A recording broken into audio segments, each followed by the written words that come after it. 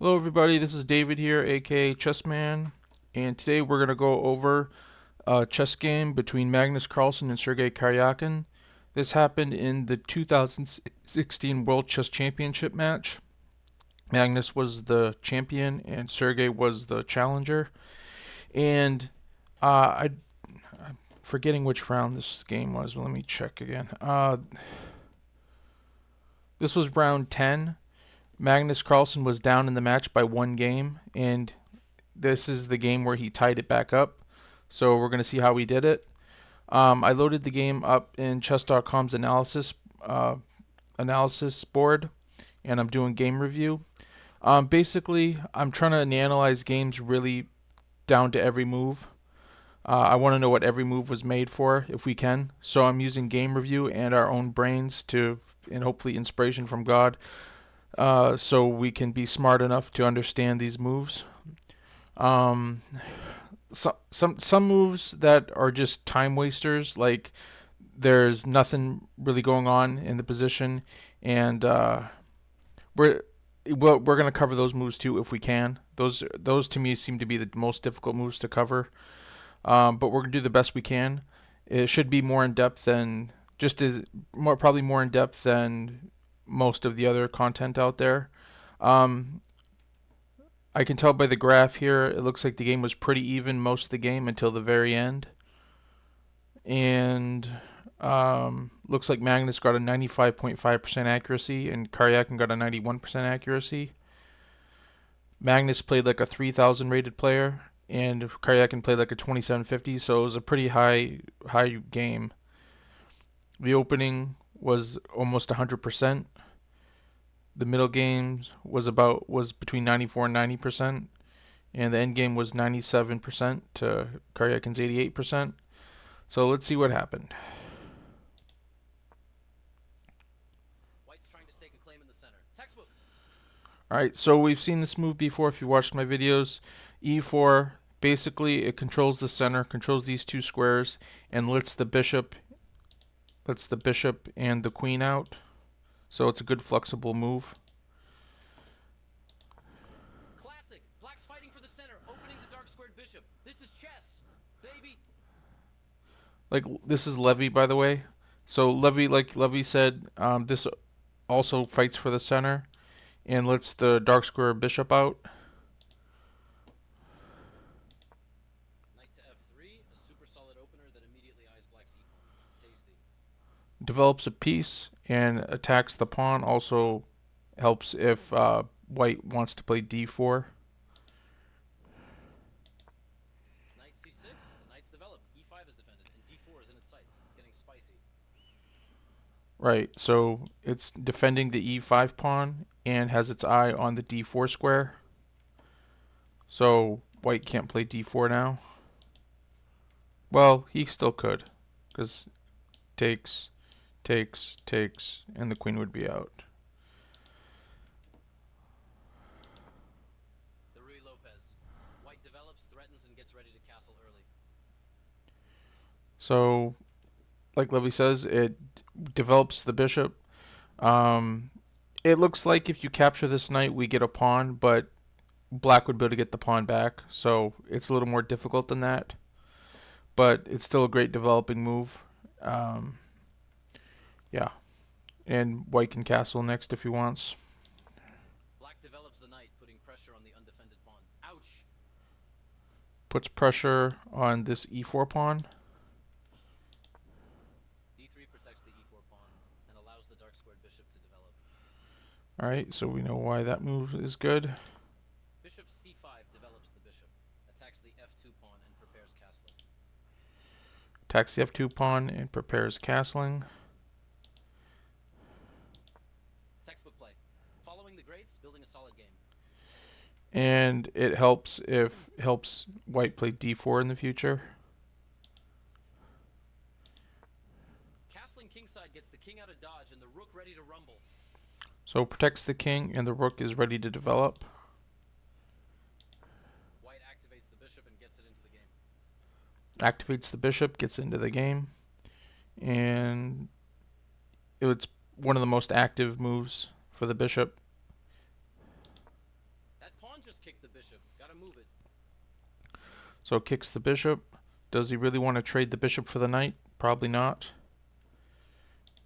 So he Dodging danger like a pro. backs up the bishop. That bishop's new spot lets it control more squares. So that lets the bishop control more squares. Also, I guess you can capture the knight with the bishop if that happens. Castling same side, it's like a chess hug. Cozy and cautious. But it said the best move would have been bishop to g3. I guess maybe threatening this pawn. That readies the bishop for development. Smart. Opens the line for the bishop to get up. White develops the knight and attacks the center. Like you said, develops the knight and attacks the center. This starts to create the threat to capture a bishop and win material after the follow-up trades. Let's see what the tactic is.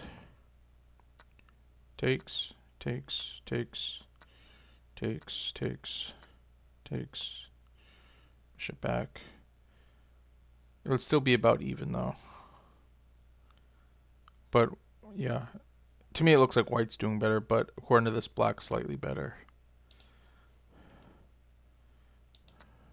Even Steven trade, nothing crazy here.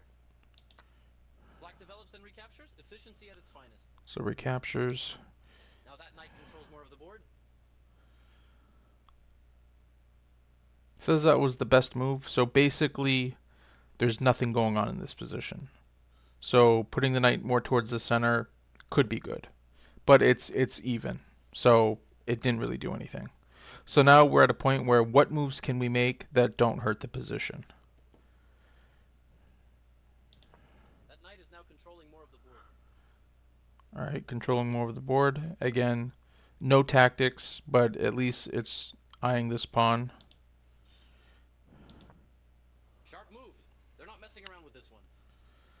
Says it's the best move. So again, it tells me there. Look, we have all the pawns are still on the board, so there's no open files for the rooks or the queen. So there's really not much to do. It's whatever these three minor pieces can do. So you just move them around, pretty much. Solid move, nothing crazy. Again, solid move, nothing crazy. Exactly. It didn't hurt the position. It didn't really help the position. You're just waiting for something to happen. Look at this. This kicks the knight. What's next? All right, kicks the knight. Gotta scoot that knight out of there. Pronto. All right. Evading that checking knight like a boss. Said the best move would have been king to g2. But okay. Solid move, keeps things balanced. Again, just moving the pieces around with nothing really to do. This overlooks an opportunity to connect rooks. It's saying the best move would have been queen to e2, connecting the rooks. So that's something to remember in positions like this. Simply moving your queen up is the best move, probably. But so to me, this bishop move wasn't a bad move at all. What's wrong? What's the difference if it's on this diagonal or this diagonal? This diagonal looks better. Not the sharpest move. Something spicier was on the table.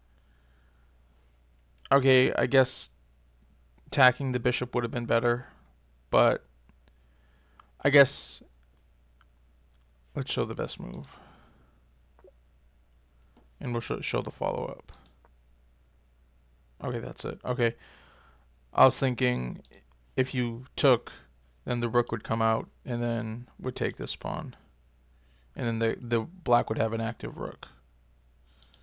So Not the sharpest move. Something spicier was on the table.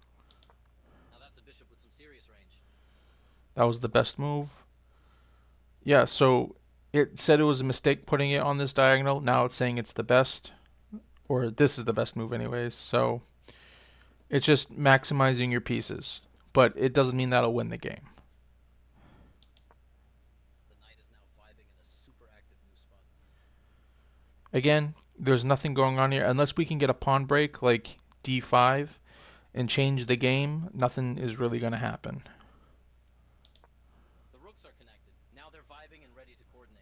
Right, rooks are connected, but there are no open files. So we really need a pawn break. Either d4 or f4. That's pretty much it. Solid move. I guess it doesn't hurt the position. What a move. Same thing, doesn't hurt the position. Offering an exchange of pieces? Interesting. Let's see what happens. This loses a pawn. Ouch. Show the follow-up.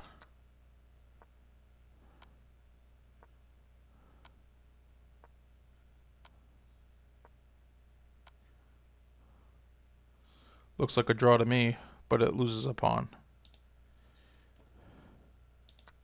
They're on their way to snagging a pawn. Gotta move that knight. This misses an opportunity to capture a free pawn. So they missed capturing the pawn. Wow, and that was by Sergey Karjakin. He missed it. Let's see what the rating would have been again if he had done it.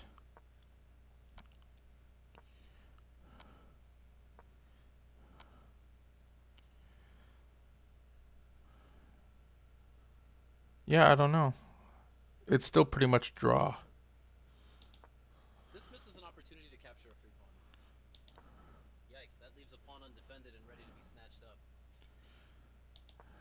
This overlooks an opportunity to capture a free pawn. So we missed capturing the pawn again. Wow, that's amazing. This sets up the threat to tactically win a queen. Let's see the tactic.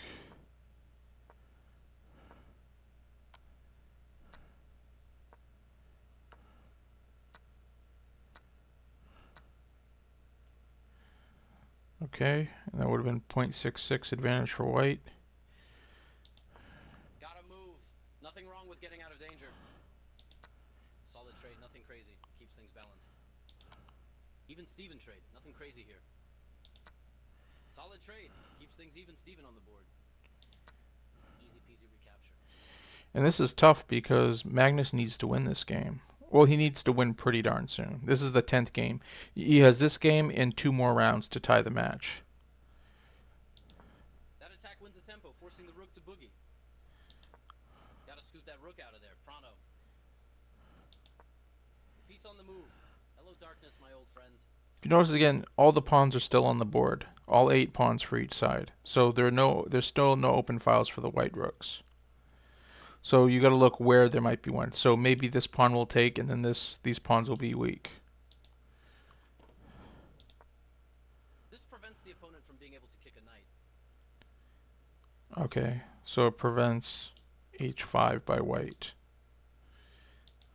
This is the best move.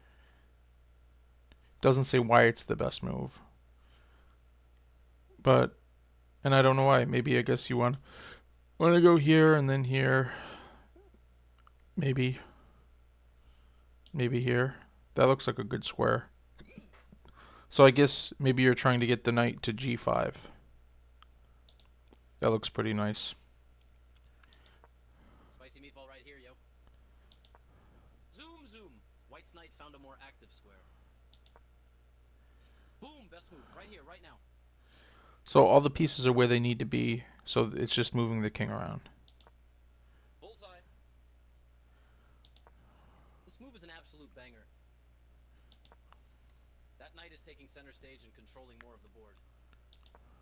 Boom, doubled rooks. That's some serious firepower. That's tough. Gotta get out of there. Gotta move. Nothing wrong with getting out of danger. Boom, doubled rooks. Those rooks are ready to create some threats. Hot dang, those rooks are doubled up for some serious file action. Spicy move. So how do you build more pressure? How do you improve the position? The rooks are all where they need to be. The king's in the center. If this king was closer to the center, it would be better, but I don't see how. So I think it's a draw. Just move this knight back and forth and agree to a draw. Solid move, nothing crazy here. That strikes at the center with a pawn, trying to gain space. Even Steven trade, nothing crazy here. Simple capture. That creates a pawn chain.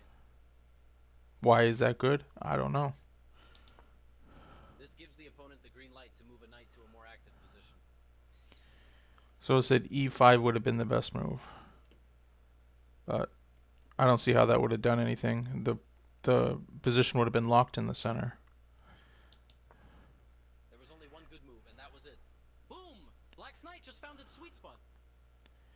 So it's saying the knight is in its perfect square, which is kind of hard to believe. White is grabbing the center like it's free real estate. That's a slick escape from the pawn's check. Threatening to force moving the knight to a passive square. Okay. I don't see why.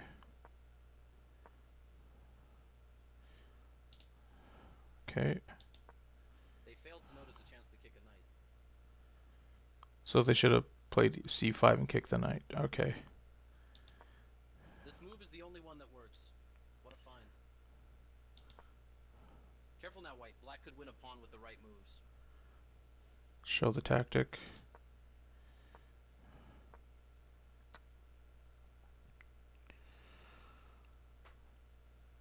So, okay, black could win the c pawn. Okay. Not bad, but not brilliant. Looks like they overlooked the chance to win a tempo by threatening a rook. Oh, so they should have moved knight to g4, attacking the rook. Okay. Maybe they'll do it. Capture that piece. That attack wins a tempo, forcing the rook to boogie. Gotta get out of there. Activating the knight. Boom. That creates a pawn chain.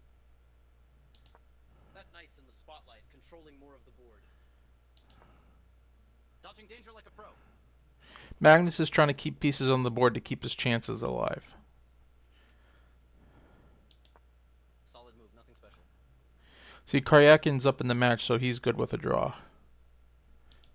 White's advantage slipped away. Still better, but not winning anymore. Sharp move. They're not messing around with this one. At least the king's out of the center now. This is the best move. Boom, best move. Right here, right now. Solid move, nothing crazy. What a move. Textbook stuff right there. See, what I call these is a bunch of nothing moves. Like, they're not bad, but there's no plan. I don't see a plan. It's just moving pieces around. I don't see any more pawn breaks.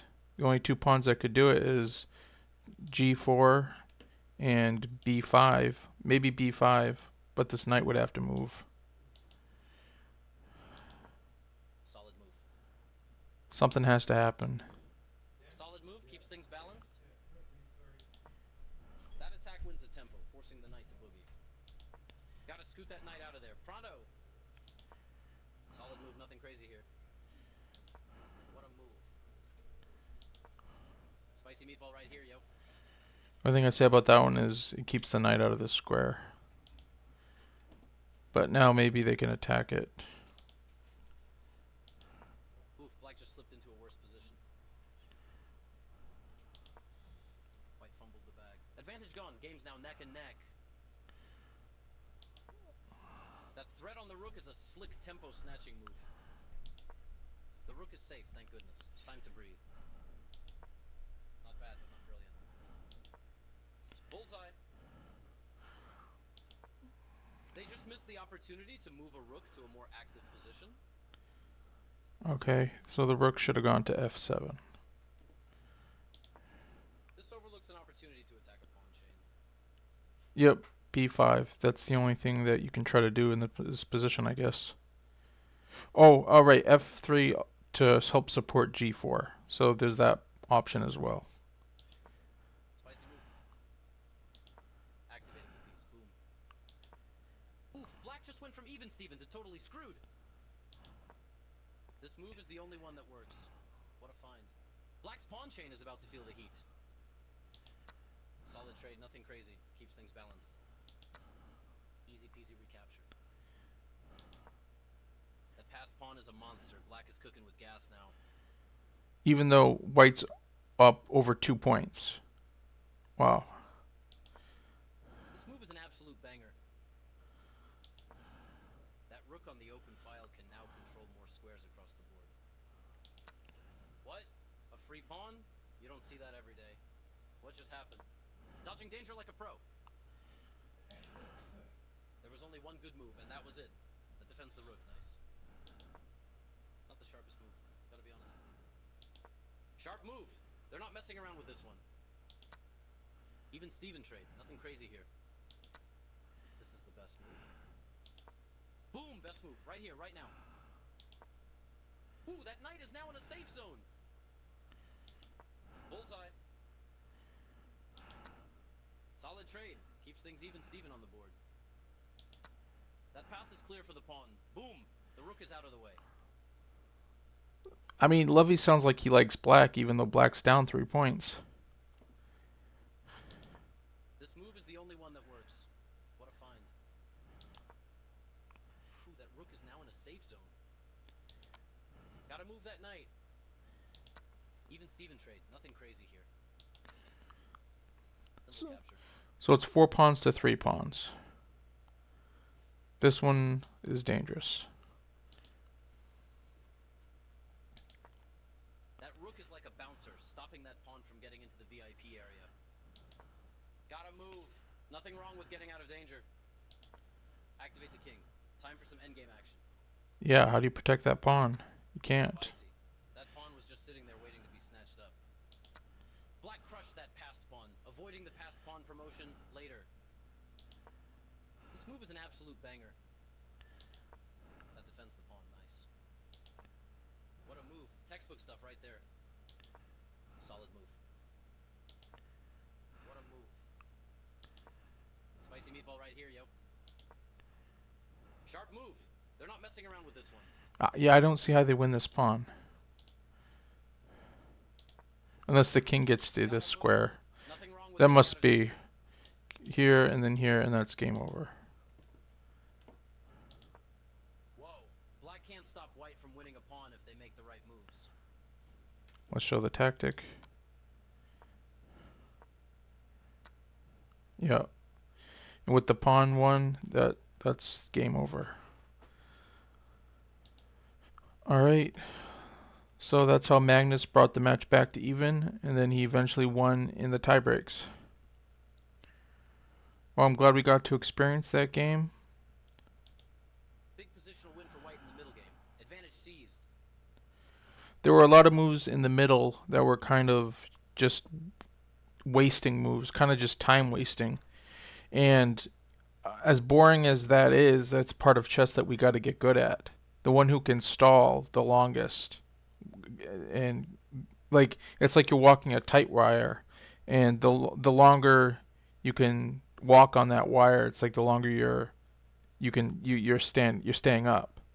And we got to learn to do that. We got to learn to do that in chess and in life.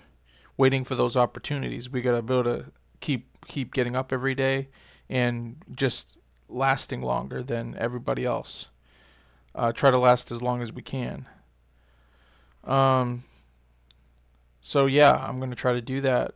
And that's what I feel like with this YouTube channel is I'm trying to make video after video after video, just walking the wire and just trying to hold out as long as possible for whatever opportunities are coming. Well, that was good for today. Maybe I'll look at the game that Magnus won in the tiebreaks to win the match. If there's another game from another tournament you think I should cover, just let me know and I'll try to look it up. If you haven't already, please like and subscribe. Trying to get to 1,000 subscribers. And I know my videos aren't the best. I'm trying to get better. I'm still new to this, and I'm trying to think of new ideas for chess videos. And I don't know. I'm trying to see if there's anything else besides chess that I should be doing. Maybe about my life. I'm not sure if that would be interesting or not. But yeah. So if you have any ideas, just let me know. I appreciate all advice, and I hope you all reach your dreams and get opportunities and learn, hopefully through chess, how to look out for opportunities and just be able to take advantage of all the opportunities. And I hope you have a great one. Bye.